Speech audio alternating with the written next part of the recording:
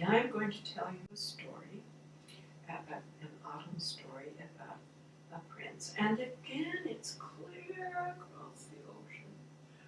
In a long, long time ago, and boys and girls and grandchildren and great-grandchildren, it's a pretend story.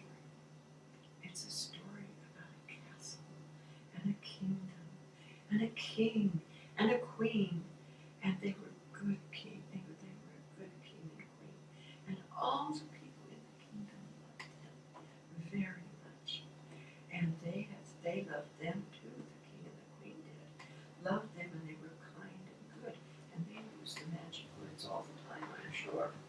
And one day, and they had, oh, and not one day, I didn't mean that at all. I meant that they had a little boy that they loved so very much, and his name, another strange name, Harweda, Prince Harweda. They loved Harweda very much, and they knew that they had to teach him to be a good little prince, because when he grew up, he would become the king, and they wanted him to be a good king and love all the people in his kingdom. But there was a problem. Because they loved him so much, everything he wanted they gave him. And he had everything. He had rocking horses, and he had real ponies and carts, and he had all kinds of toys.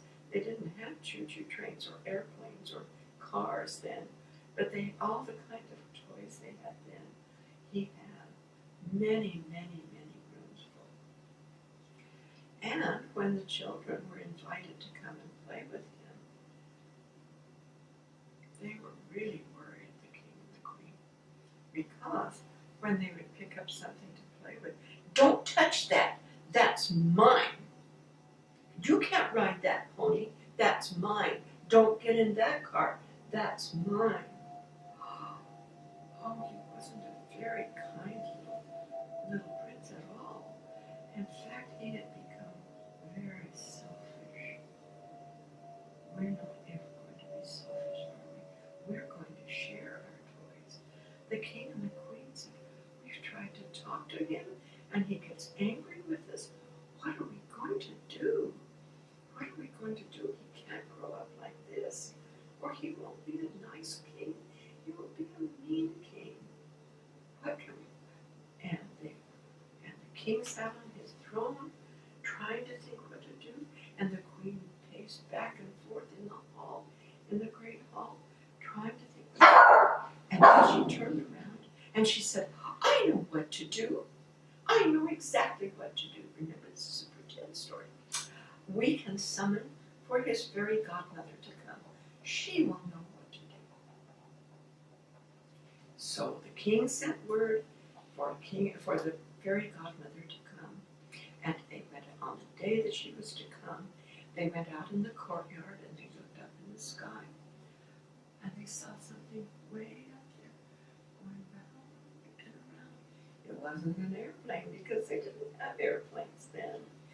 And it was going round and around, and it was coming down, down, down. It's her, it's fairy godmother. But she was riding on top of a great big goose that was flapping its wings and coming down, and finally landed right in the courtyard, and she slid off the goose and ran, and the king and the queen ran to her and gave her a hug and said, oh, we were so glad you came. And they told her all of the problems they were having with Harweda, that he had become very selfish, and he had become a bully. He was making fun of other people because they didn't dress as nice as he did or look as good as he did. He was becoming a bully, and they couldn't have a bully to grow up and be their king. And so the fairy godmother said, well, I think I can help Harweda if I can take him with me. Oh, you're going to take him away? Oh, I don't know, said the queen. Well, I have to take him if we're going to help him learn to not be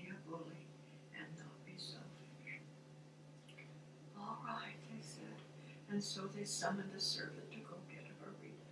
Out he comes. Well, hello, fairy godmother, said he. And he strutted in front of her, and she says, well, Harweda, how you have grown. I'd like to take you on a trip on my goose. Let's go for a trip. Oh, he wasn't sure he wanted to get on that goose. He might fall off. But then he thought, but if I get to fly up in the air, I will be the first person to fly up in the air, the first person in all of our kingdom, and that will make me better than anybody else. And so he climbed up on the goose, and and fairy godmother said, put your arms around me and hold on tight. And so the great goose flapped her wings, and pretty soon they started going up and up and up and up and up and in the clouds. And he looked down, and he saw two little tiny specks that looked like ants down. They were so far up, he couldn't even see his mom and daddy, the king and the queen, anymore. Then they got clear up in the clouds, and on one big cloud was a building, a beautiful building with golden trim and beautiful gold doors. And so the great goose landed right down in front of that door, and the fairy godmother slid off and said, come on, Harweda, we're going in here. And she took out of her pocket a big golden key, put it in the lock, and turned the lock, and opened the door. And Prince Harweda was going to say, I don't want to go in here. But then he saw there were mirrors on this great big room. Every wall was covered with mirrors. And because he thought he looked so wonderful, and he was going to become the king when he grew up, he wanted to look at himself to make sure he looked just right. And so he started admiring himself in the mirror. And he did so much walking around this great big room, he didn't even notice when all of a sudden the fairy godmother went out and shut the door quietly, and click went the lock, and the door was locked. Harweda walked over to the door and saw that it was locked. Why did she go and leave me? Oh well, I like to look at myself anyway. I'm a prince that's going to be the king, and I'm the grandest of all. And so after he got tired of doing that, he noticed that the room was very large, but there was only one sofa or a couch, and there was one table, and on top of the table was one bowl, and the big bowl had all kinds of fruit on it. Oh, said Harweda, I'm tired. I think I'll just sit here and eat this fruit. So he was munching on a banana when he heard a sound. What is it? Genie? Genie? And he looked up where the sound was coming from. And right above the table was a chain that had on the end of it a little bird cage. And the bird cage, he saw this little bird looking over and down at him, as if to say, oh, I am so hungry. I haven't had anything to eat. Please, cheep, cheep, give me something to eat. No, I'm not going to give you my fruit. This is mine. I'm not going to share it with you. And so he ate the banana, and then he ate a pear, and then he ate an orange. And pretty soon he was so tired, and he noticed that it was starting to get rather dark.